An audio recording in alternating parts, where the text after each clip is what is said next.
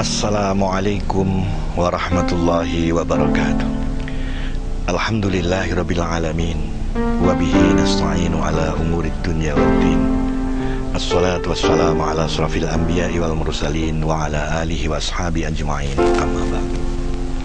Para pemirsa rahimakumullah, saat ini kita akan berbicara bahwa Al-Quran diturunkan oleh Allah subhanahu wa ta'ala sebagai petunjuk bagi kita manusia. Allah berfirman dalam surah Al-Baqarah, A'udzu billahi minasyaitonir rajim. Bismillahirrahmanirrahim. Syahrul Ramadhan alladzi unzila fihi al-Qur'an hudan lin-nasi wa bayyinatin minal huda wal furqan.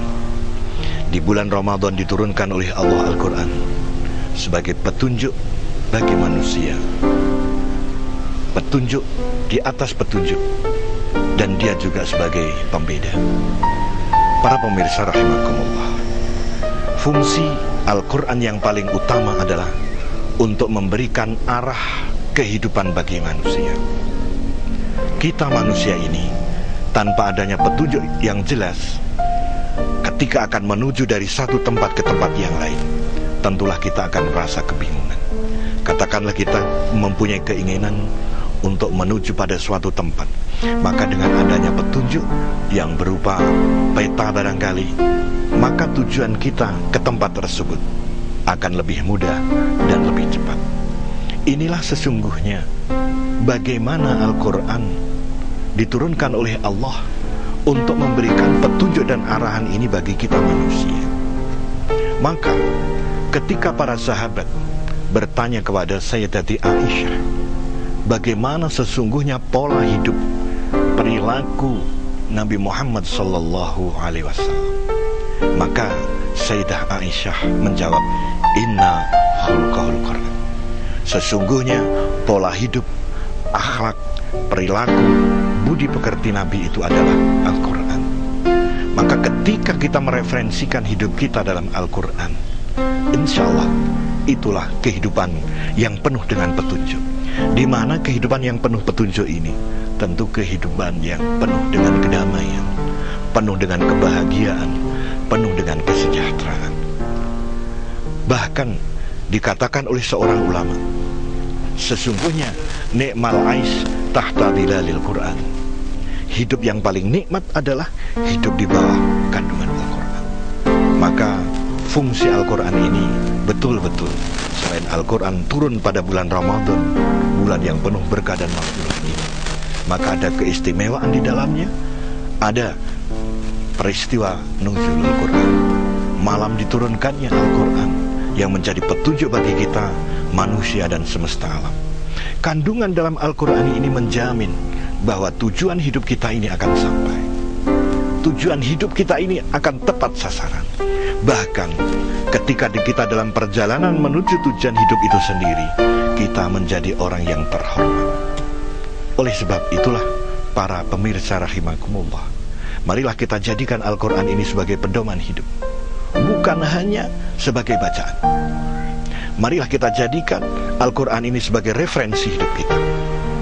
Ketika kita ada sebuah permasalahan, maka marilah kita sampaikan bahwa apa yang kita rasakan, masalah apa yang berkaitan dengan kita, mari kita tanya dalam Al-Quran. Insya Allah dalam Al-Quran setiap detail kehidupan ini akan dijawab oleh Allah.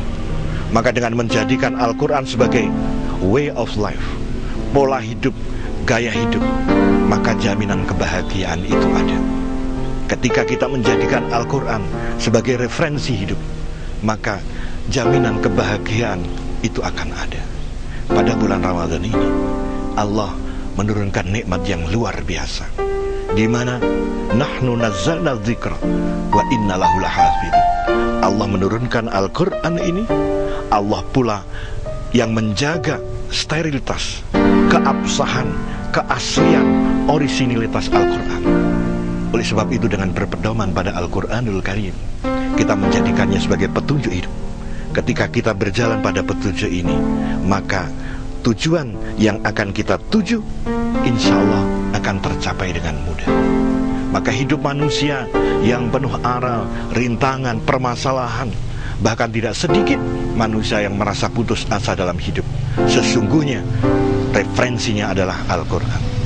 Al-Quran bukan hanya dibaca saja, bukan hanya ditelaah huruf per huruf, tetapi hendaklah Al-Quran itu dipahami maknanya, kemudian dihayati dan dilaksanakan dalam kehidupan sehari-hari. Maka dengan demikian tersenyum kita ala Al-Quran, berbicara kita ala Al-Quran, gaya hidup kita ala Al-Quran. Maka kalau sudah demikian ini, sesungguhnya fungsi Al-Quran memberikan petunjuk hidup bagi manusia akan tercapai. Mudah-mudahan yang sedikit ini bermanfaat bagi kita dunia dan akhirat. Atas segala kekurangannya, saya mohon maaf yang sebesar-besarnya. Wallahul muwaffiq ila aqwamit thoriq. Assalamualaikum warahmatullahi wabarakatuh.